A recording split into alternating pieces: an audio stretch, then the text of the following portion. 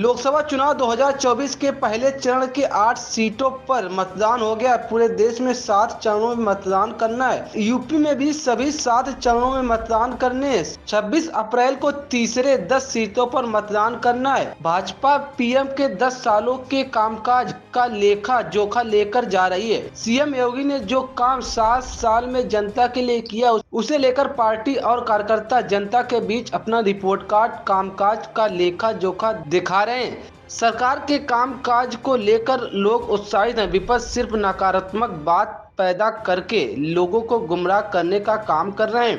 भाजपा लगातार अलग अलग स्वरूपों में जनता के साथ है।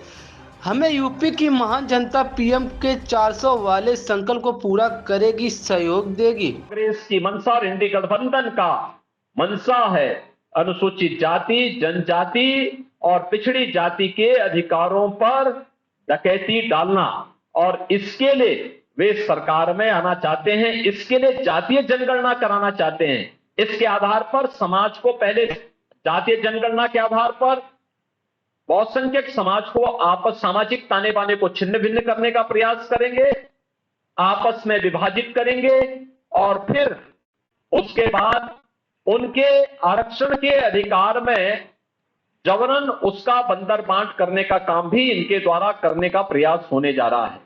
और यह एक खतरनाक इरादा इनके द्वारा अपने इस जो है घोषणा पत्र में इनके द्वारा करने का कुत्सित प्रयास प्रारंभ हुआ है। हम सब इस बात को जानते हैं कि कांग्रेस की मंशा हमेशा सत्ता एन प्रकारेण सत्ता प्राप्त करनी रही। वे देश की कीमत पे सत्ता चाहते हैं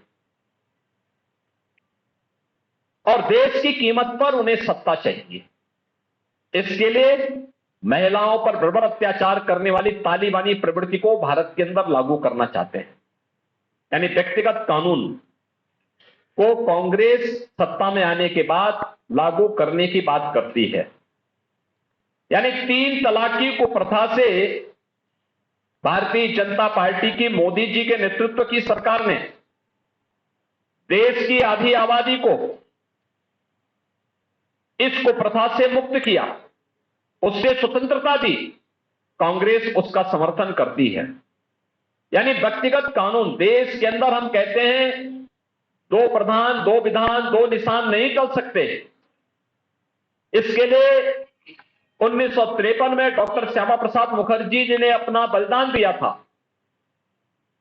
लेकिन कांग्रेस देश के अंदर व्यक्तिगत कानून लागू करके शरिया कानून लागू करना चाहती है, तालिबानी विध्वंस का समर्थन करना चाहती है।